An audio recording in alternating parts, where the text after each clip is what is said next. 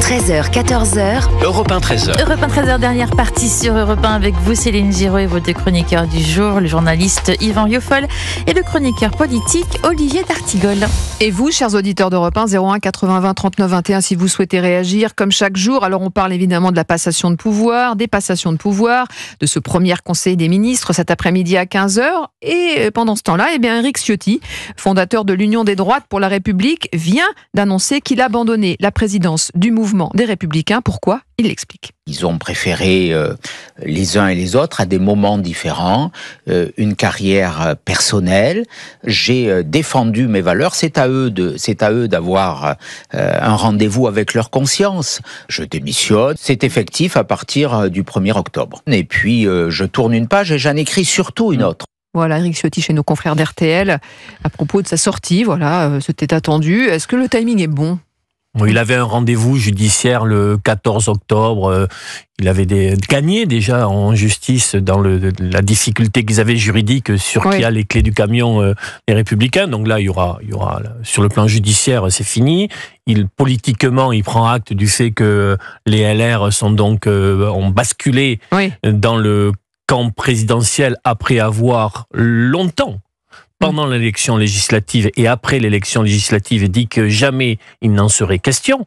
Je me demande d'ailleurs ce que l'électorat LR pense de ce qui est en train de se passer. Il met en place une union des droites pour la République. Il a eu une faible moisson en termes de députés. C'est surtout ça. Quel est son avenir dans cette situation-là? Lui qui visait plus que tout l'intérieur. Voilà Retailleau qui est aujourd'hui en situation. Et alors justement, est-ce que c'est pas une erreur stratégique de la part d'Éric Ciotti d'avoir quitté justement les LR je ne pense pas. Au mauvais moment, parce que peut-être que c'est lui qui serait à la place de Bruno Retailleau aujourd'hui. Écoutez, moi je ne pense pas. Ciotti a eu ce mérite de vouloir ébranler ce tabou suprême qui était celui d'interdire aux droites de se parler, voire même de se rapprocher. Ouais. Il a entamé une première brèche, et je ne suis pas sûr que cette brèche ne puisse pas s'élargir assez rapidement, parce que contrairement à ce que vous dites, je ne vois pas que les Républicains aient acquiescé très majoritairement pour rejoindre le camp présidentiel. Alors certes, nous avons bien vu que le ministre de l'Intérieur est un symbole intéressant d'une prise de guerre, comme l'on dit, mais vous avez Laurent Wauquiez, qui est le patron des Républicains, ne vient pas. Bellamy, qui aurait pu faire un très bon ministre de l'Éducation, ne vient pas. Mais les sondages montrent quand même que les militants LR sont pour un rapprochement avec le gouvernement. Et précisément, c'est ce que j'allais vous dire. Et donc, on voit bien que l'appareil est réticent à rejoindre la Macronie. Et cet appareil est réticent à la rejoindre parce qu'il entend précisément les voix des militants. Et les voix des militants n'ont pas du tout les scrupules des hiérarchies de dire qu'il ne faut pas parler à ceux du Rassemblement national ou d'Éric Ciotti. Et donc, je vous parle d'un sondage, pardonnez-moi Yvan, les militants républicains sont plutôt favorables à ce que les LR participent au gouvernement d'Emmanuel Macron. Bon, écoutez, on peut en trouver d'autres qui vous diront que les militants, parce que là c'est vraiment un socle très stable de l'opinion, qui disent que les militants de droite préféreraient que les droites s'allient plutôt qu'elles se tirent dans les pattes. Donc on pourrait trouver d'autres sondages. En tout cas, moi je fais partie de cela.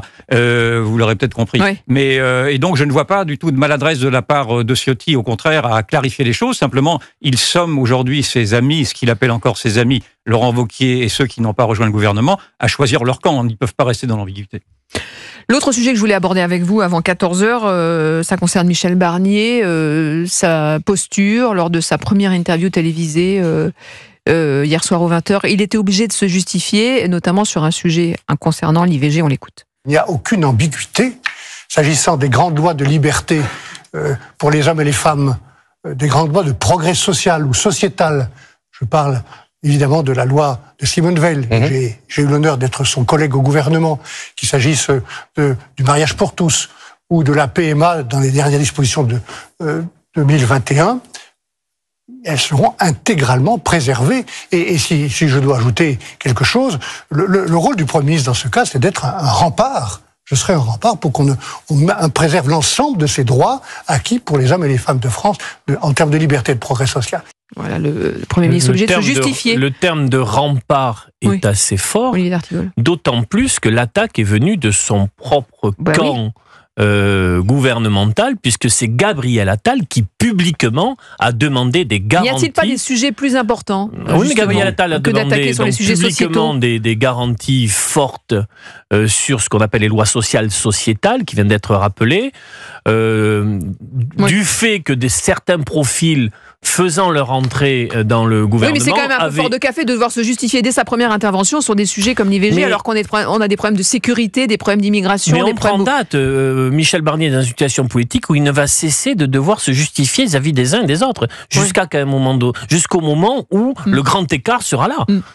En 30 secondes. Je trouve que l'ancien Premier ministre a eu tort de marquer son terrain sur des sujets sociétaux, qui sont des sujets sociétaux qui ne prêtent pas à contestation quand il s'agit de l'IVG ou des choses de ce genre-là. Mais je vous rappelle tout de même, parce que j'ai vécu cette période-là, qu'il y a encore, dans les années 80-90, quand vous mettiez en cause les permissivités sur la pédophilie, par exemple, ou l'inceste, qui étaient encore des pratiques sexuelles qui étaient défendues par cette gauche pétitionnaire de libération du Nouvel Obs ou du Monde, vous étiez traités de réactionnaires. Donc, ceux qui alertent malgré tout contre des dérives sociétales, non pas sur ces lois-là, mais sur des lois transgenres, etc., de changement de genre, etc., sont peut-être, qui se font traiter de fascistes aujourd'hui, seront peut-être ceux qui se feront applaudir dans 30 ans, après avoir vu les désastres que cela leur a causé, notamment auprès d'enfants. Mais il est plutôt positif que le Premier ministre ait dit sur ces lois qu'il a rappelées, naturellement, mais ça va de soi. Qui reviendrait dessus.